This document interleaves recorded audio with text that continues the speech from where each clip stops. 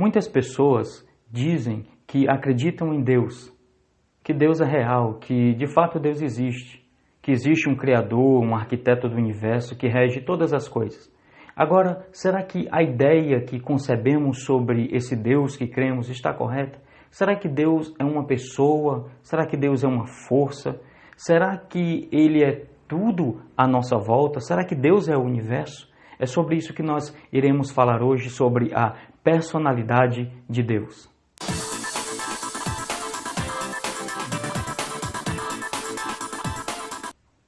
Olá, paz de Cristo a todos, sejam bem-vindos ao canal Luz para a Mente e Fogo para o Coração. Hoje nós iremos falar sobre o tema a personalidade de Deus. Se você acredita em Deus, saiba que a crença em Deus só pode ser solidificada, enraizada e aprofundada quando nós buscamos conhecê-lo, porque é importante para a vida daquele que acredita que Deus existe. Buscar saber quem Deus é vital na vida daquele que acredita que Deus existe. Buscar conhecer quem Deus é. E nós encontramos esse conhecimento na sua palavra, que é a Bíblia Sagrada. E a Bíblia revela que Deus é um ser pessoal, que é possível ter um relacionamento com Deus. O relacionamento entre Deus e o ser humano é possível. Um relacionamento pessoal entre Deus e o homem torna-se possível porque Deus é uma pessoa e nós, seres humanos, fomos criados à sua imagem e à sua semelhança. Quando nós oramos, Ele sabe, pois Deus nos ouve. Ele não apenas nos ouve, mas Ele também nos responde. A salvação é o processo mediante o qual os pecadores são conduzidos a um relacionamento redentor com essa pessoa divina que é Deus. E claro, através da obra mediadora de Jesus Cristo.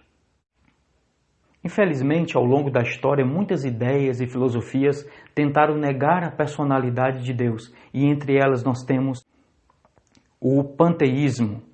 O panteísmo ensina que no universo Deus é tudo e tudo é Deus. Que Deus não é parte do universo somente, mas que Ele é o próprio universo.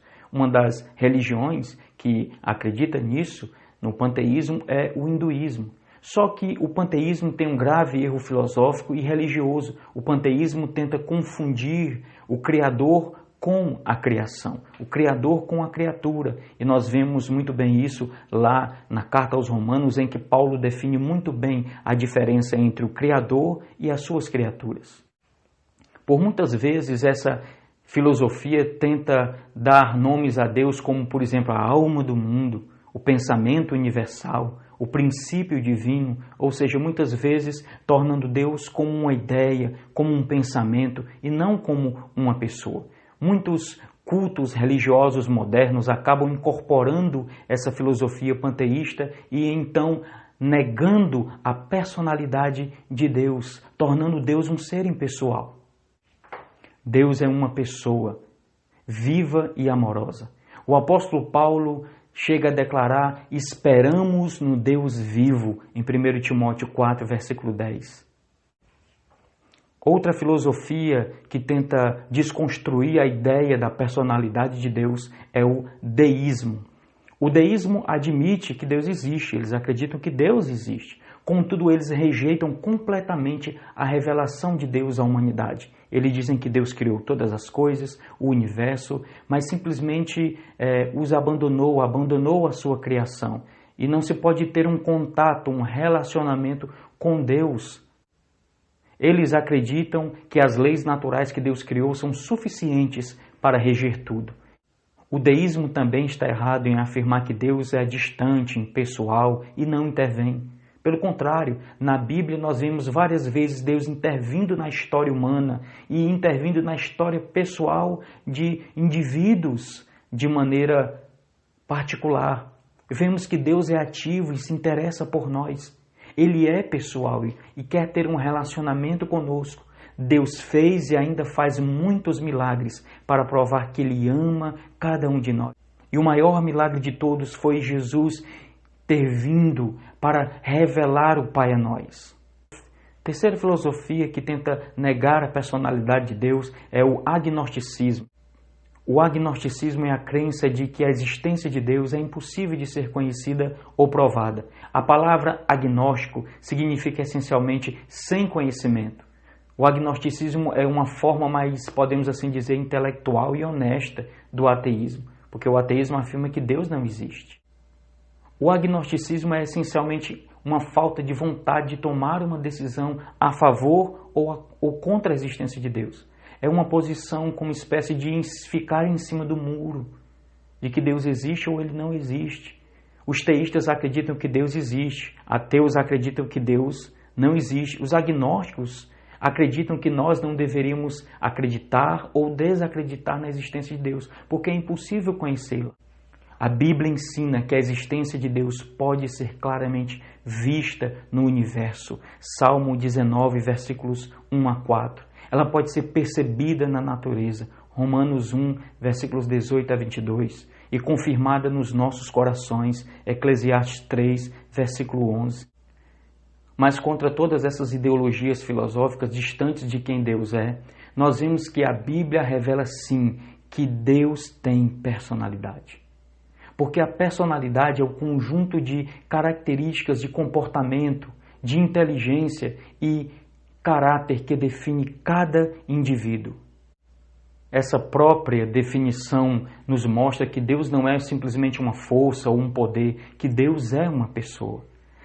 Ainda que não possamos vê-lo através dos nossos olhos naturais, Ele é um ser que raciocina, que sente, que tem vontade própria, que planeja, que executa e que tem toda a autoridade.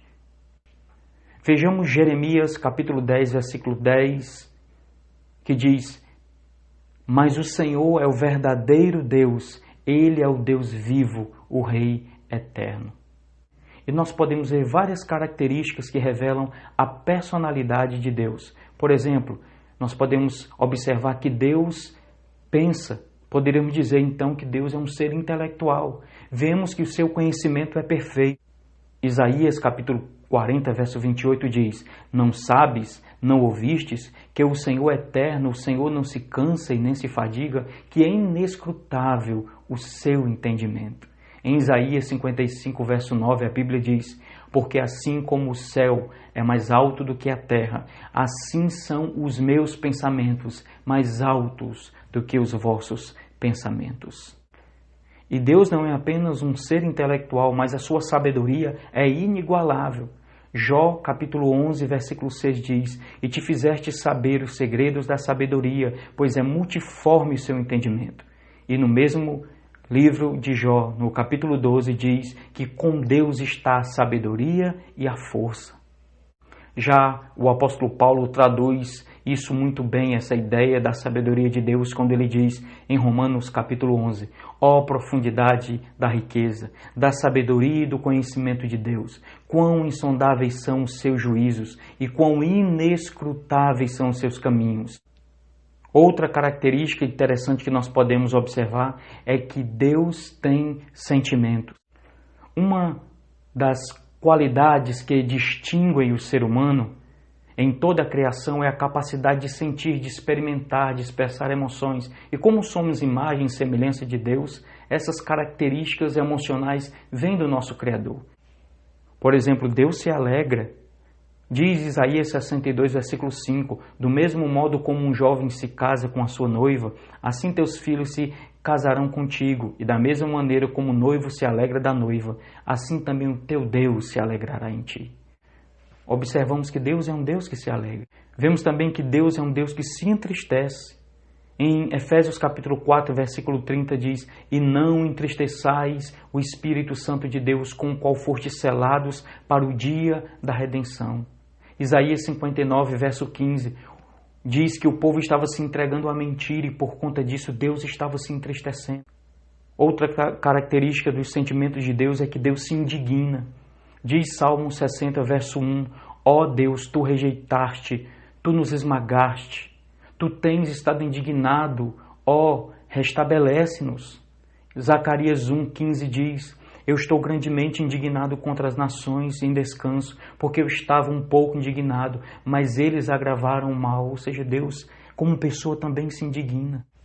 Agora Deus como pessoa, Deus também é um Deus que ama. Jeremias 31, verso 3 diz: de longe o Senhor me apareceu dizendo, pois que com amor eterno eu te amei, também com benignidade te atraí.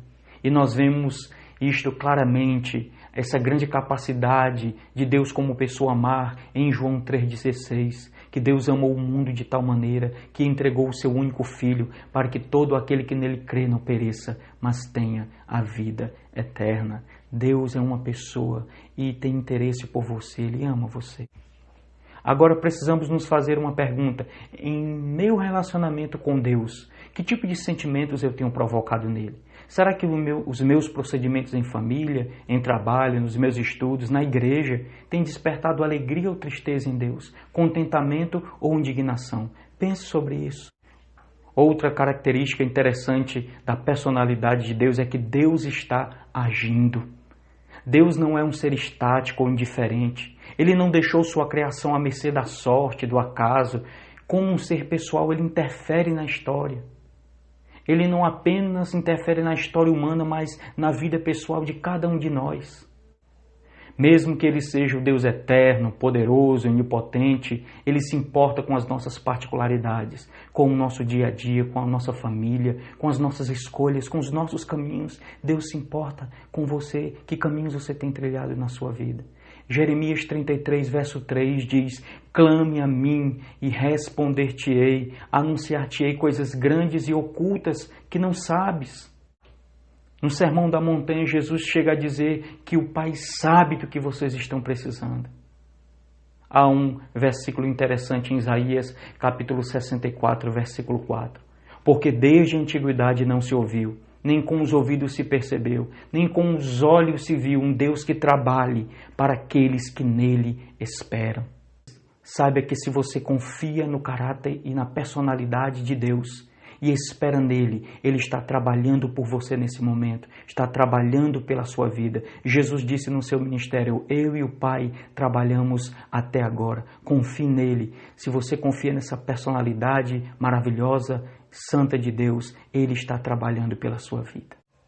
Com esse conhecimento da personalidade de Deus, nós podemos estreitar o nosso relacionamento com Ele, sabendo que Deus não é uma força, uma coisa no universo, mas uma pessoa com personalidade definida e que se interessa por cada um de nós.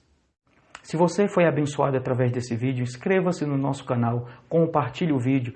Eu tenho certeza que outras pessoas serão muito edificadas. Até o próximo vídeo e que Deus abençoe a sua vida.